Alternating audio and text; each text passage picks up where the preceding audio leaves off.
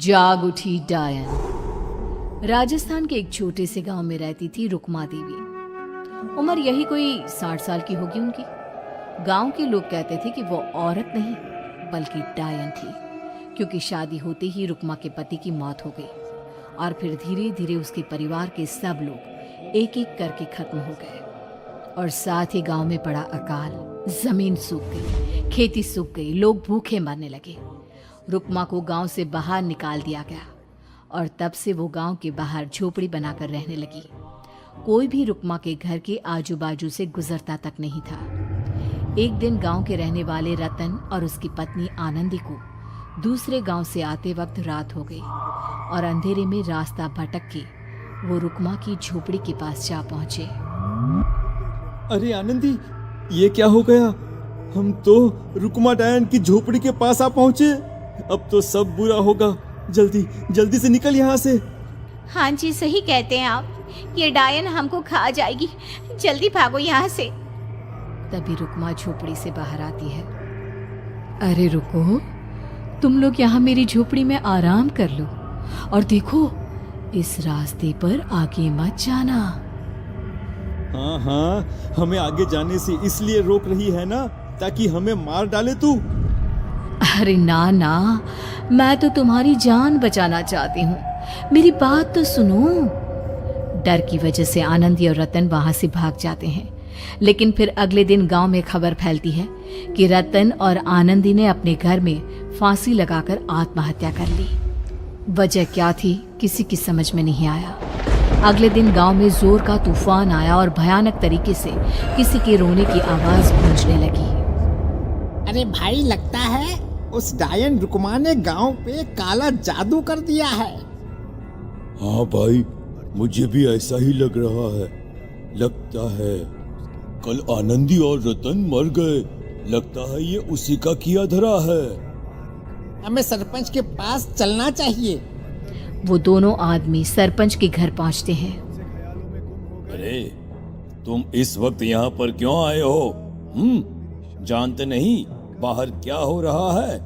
कितनी डरावनी आवाज गांव में गूंज रही है। बस मालिक, किसी तरह आ गए। पूरे गांव वालों की जिंदगी का सवाल है। अरे मालिक, ऐसे तो सब एक एक करके मर जाएंगे। तो क्या चाहते हो? क्या किया जाए? मालिक, हमें रुक्मा को मारना होगा। अरे जब तक वो डायन गांव में जिंदा रहेगी तब तक गांव में ये सब होता ही रहेगा। शायद ठीक कह रहे हो तुम लोग, मगर ये काम करेगा कौन? मालिक, अगर आप कहे तो हम दोनों मिलके इस काम को अंजाम दे दे। बस आपको हमें यकीन दिलाना होगा कि हम पकड़े नहीं जाएंगे। ठीक है, लेकिन बाहर जो आतंक का साया है उसमें तुम दोनों रुक्मा तक पहुंचोगे कैसे? हैं? क्या तुम्हें डर नहीं लगता?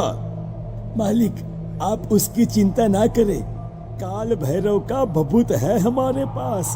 रुक्मा तक पहुंचकर आसानी से मौत के घाट उतार देंगे उसको। हाँ,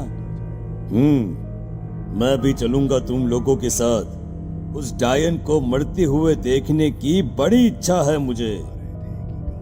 सरपंच उन दोनों लोगों के साथ गांव के बाहर की तरफ चल देता है।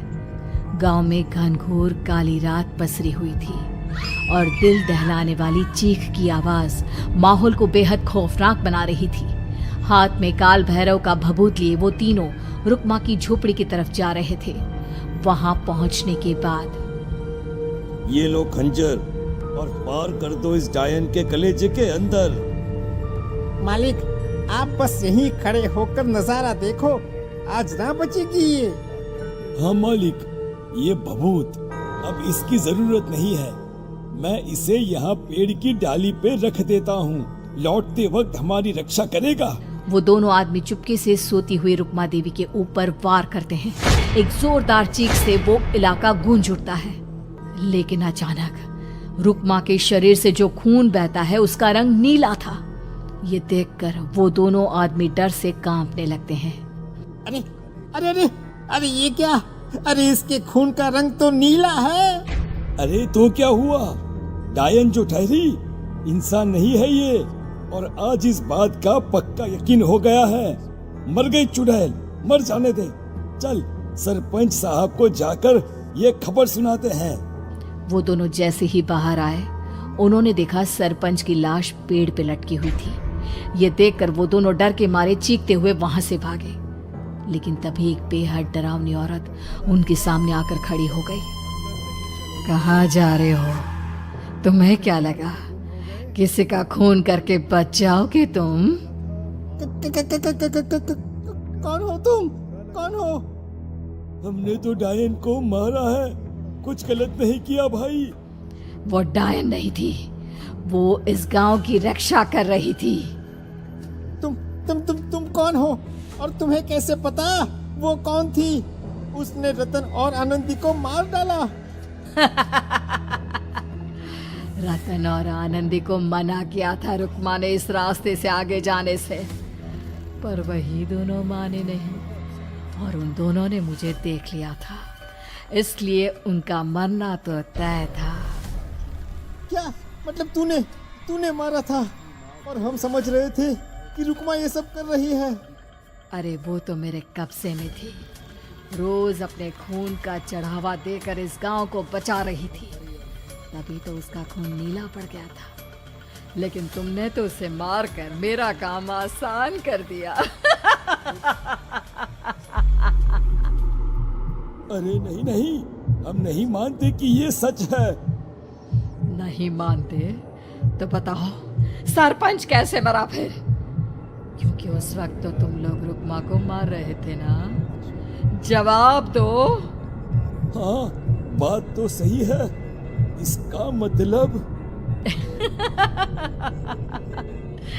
इसका मतलब अब तुम लोगों ने अपनी मौत को खुद दावत दी है, क्योंकि जो तुम लोगों को बचाने की कोशिश कर रही थी वो तो अब रही नहीं। अरे लेकिन कौन है वो जो हम लोगों को मारना चाहता है? आत्मा, रुक्मा के घर वालों की आत्मा। वो लोग कोई आम आदमी नहीं, खूनी भेड़िए थे और रुक्मा ने उनका ये राज जान लिया था। रुक्मा के अंदर शक्तियां थी जिसके चलते उसने उन सबको खत्म कर दिया। क्या? अरे लेकिन पूरा गांव तो समझ रहा था कि रुक्मा अपने घर वालों को खा गई। खा रुक्मा नहीं, मैं आ गई। क्योंकि असली डायन मैं हूँ और अब कोई नहीं बचेगा इस गांव में, कोई नहीं। भागो तुम दोनों। वो दोनों आदमी पागलों की तरह भागते हुए गांव पहुंचते हैं। वहां देखते हैं कि पूरा गांव खुद की नदी बन चुका था।